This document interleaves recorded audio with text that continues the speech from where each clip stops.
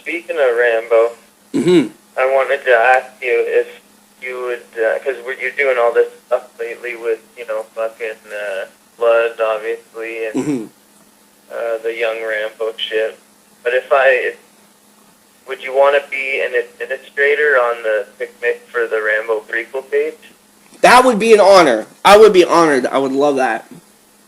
That's awesome, man, because the thing is, Jonas and I operating She Died, and we have all these sort of tentacles out with She Died. There's McMoon, Sardu, the picnic for the Rambo prequel thing, which, and that one specifically, it gets neglected pretty much, because it was like, we did the trailer, and then we ran the campaign as much as we could, but we're so busy with everything else. It'd be awesome if you fucking picked it up and, take care of it, do whatever you want with it. Definitely. Definitely. I'd love to do that. That would be awesome. Because everything like that you're posting now, with RAMBOMANIA, with Blood, with like anything, even Mossman, whatever, fucking throw it up on the picnic prequel thing. Sweet. And if I make you an admin, you can invite your friends list, whatever, Yeah, it would be cool. That'd be cool. I'd be definitely down for that. Like, a hub for exactly what it is, but you can have free reign of it. Just keep your spelling accurate. yeah, I noticed that yesterday. I was looking. I'm not sure if it was Randy's page or if it was Wallace's page. But I saw that Jonas made that comment. It was like, all it's missing is the end. Yeah. I'm horrible with that, though. I'm horrible. But yeah, if you would like to do that, if you would, Yeah, that would be really cool. I mean, don't fucking kill yourself doing it or anything, but just because you're a huge supporter of it and you believe in it, Thank you. Yeah, that would be awesome. That'd be awesome. That'd be crazy cool too, because like I'm finding that there's so many different like mini Stallone what do you call it, like the fan community. There's so many pages now. Yeah. It's insane. And I find everybody's like really supportive of everybody. Everybody really gets along, and yeah, it'd be cool. It'd be cool to get them to see our trailer if they haven't, Yeah, that's what I was saying, because it will go, like, if you put it on one, it's going to end up on, like, 20 different pages, Yeah. Yeah, that would be awesome. Yeah, definitely. Yeah, I would be honored to do that. That would be great. That's sweet, man. I did a little bit of writing last night, actually, for Blood. Nice. I was trying to find out exactly what everybody wanted to do. So I'm kind of leaving it open. Like, I'm writing certain scenes, but I'm leaving it open so that, say, like, if you want to add stuff, you can add stuff, and then, if Jonas has ideas, he can throw it in, and Tasso, and like, like Isaiah's coming on, so Isaiah's going to be Delmore Barry. Oh, yeah. Yeah, so he's got some ideas and stuff, but I thought price-wise, it would be good to do not like the original first, like the Vietnam years per se, but I wanted to do kind of like between First Blood and between that. So, like pretty much after everybody dies, and Rambo's the last one and he gets captured. So I started doing some research and getting like, Steven gave me all his notes from the original First Blood shoot. They took out like 20 minutes. Yeah, so I remember. Yeah, so I got all those notes. And then we started adding different things like Sly's speech impediment, for example. Like the whole story of him with the forceps at birth and stuff like that. Yeah. And I thought, I was, going over some Morel stuff, and I was like, damn, remember that scene in Morel's novel where Rambo's in the pit and they throw the snake down and he eats the snake? Yeah. I was thinking, what happened? Like, because in the book it says that Rambo didn't even ponder if the snake was venomous or not for like a week. He just ate it, you know. I was thinking, what if that's why Sly had, you know, part of his lip messed up? Well, like Rambo had part of his lip messed up because, you know, maybe some of the venom got into. Yeah, shit like that's cool. Yeah. And a little piece on like Ko and stuff. Not really tying Ko into it, but just, you know, like after the crucifixion scene, Rambo's all like, they're gonna kill him, you know, like they're not gonna keep him alive. They're gonna try and kill him. He's all tied up. He's all like, there's blood everywhere. They're gonna kill him. And then he looks over to the side and he sees like these dog tags hanging off something on the other side of the room, and he goes into the Zen state where he's trying to read the dog tags and he's so focused that he doesn't even feel the blows anymore. He doesn't feel like that's really cool, man. Yeah, the pain anymore, and he realizes that there's something wrapped up in there, but he kind of can't make it out.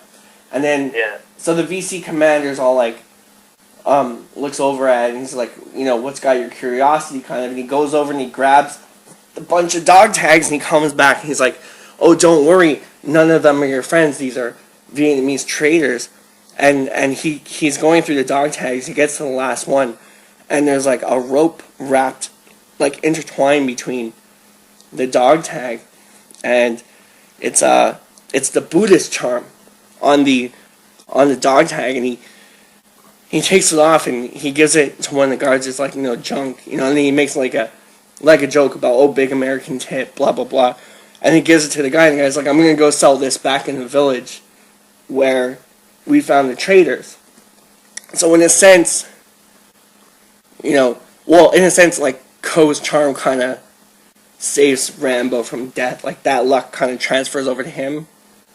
Yeah. You know, because then he's like, okay, we'll let him live, you know, to try and get intel of him later.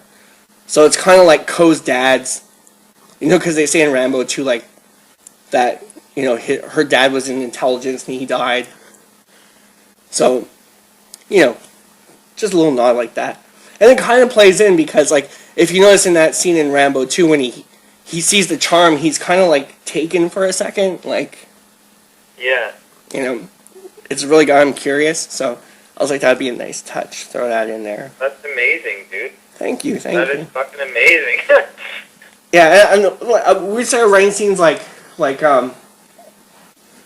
Barry, obviously, he's not there. He's back in America, but Rambo, like in the book, how they say Rambo started hallucinating a lot. So we started thinking of, like, you know, Barry could be like an apparition of, like, a ghost that kind of talks to him in the hole that he's in that, you know, kind of keeps him going. Yeah. And then when I got the First Blood Part 2 of the novel, when I was reading about how Rambo actually had a fiance and he was going to get married. And then when he came back to America, she was like, oh, you're a rapist or a baby killer. And pretty much the whole community shuns him. And that's why we get, you know, the intro to First Blood. Yeah. So I was like, okay, well, we could do something with that. And they call her the Straw Blonde. So I was like, yeah, we could throw that in. Have Rambo talking to himself, kind of like talking to the girl. And then I had a really cool scene where, like... But that's super deep shit, man. Yeah, I was thinking, you know, like, take little things from the movies, little nods from the movies and from the books, and from, like, all the other areas of like, the Rambo mythos to kind of make, like a really true by the fans, for the fans prequel. Yeah. Yeah. So, like, this other scene where, like Rambo's hallucinating, and he's all fucked up, and he's, like, looking at the ground. He's sitting in the hole, and it's raining down on him. He's looking at the ground, and he sees these, like, millipedes and stuff in the dirt. And all of a sudden, he starts hallucinating, and there's, like, blood coming out of the ground. And he tries to get out of the hole. So he's, like, screaming, pulling on the bamboo, trying to get out. And then he hears, like, John, John, and he turns around, and it's fucking Danforth in the bottom of the hole, but, like, all Danforth's guts are coming out, and, like, His body parts are coming out. And then we get that scene from the Saigon flashback where at the end of First Blood when Rambo has the breakdown. Yeah. Where he tells the story about Danforth getting blown up. And we can have kind of a reenactment like that. That's why I called it The Ghosts of War.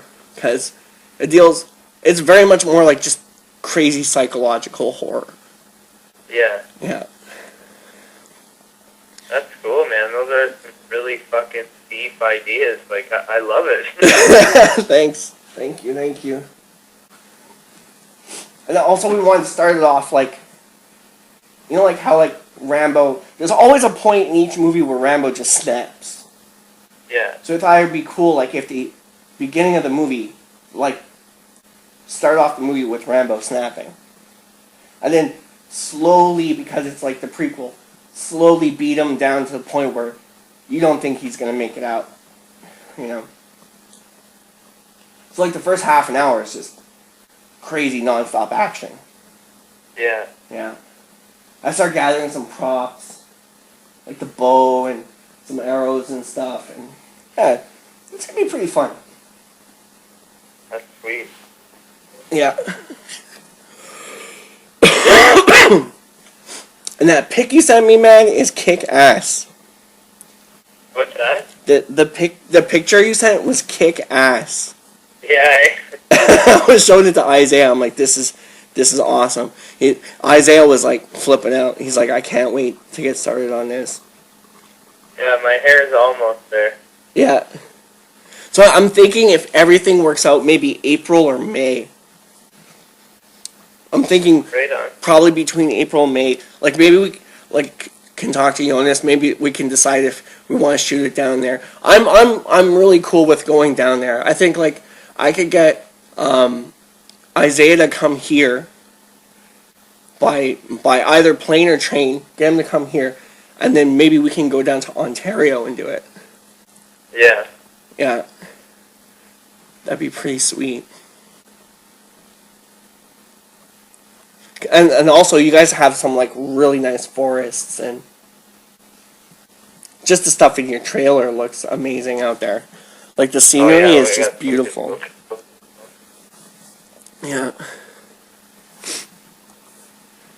Yeah. So on hula hoop, I was thinking the other day, did you play Ebo on that, or was that a session guitarist, or? No, I just played octave chords and literally used my volume knob and shit. Oh, nice. I wanted an Ebo, but I couldn't get one. It sounds exactly like an Ebo. Yeah, that's what I was going for. Yeah. So that's cool. And I really like the other chords behind the Ebo, kind of not power chords, kind of when you have your finger on the A and the G, and you skip the D. It kind of gives it that. Well, like the sound of the second guitar that comes in over that Ebo part. Yeah. I love those chords, man. Yeah. It's pretty cool. I did a little mashup of it. It's about 14 minutes. Yeah. So if you want, I can send you over that. Yeah, for sure, man. Yeah, I did a little hook. I'm working on one for Manic too. Nice. Yeah, and I love that solo on In a Way. Oh yeah. That solo you got near the end. Oh man, and that intro to Sick and Tired. When it kicks in, when it's when it. Yeah. That was how did you guys do that? Was that? That is the main guitar played for one bar backwards. Oh. So it's Yeah, okay, yeah. You have the fade going down, right? And then you just reverse it. Yeah. That's pretty sweet.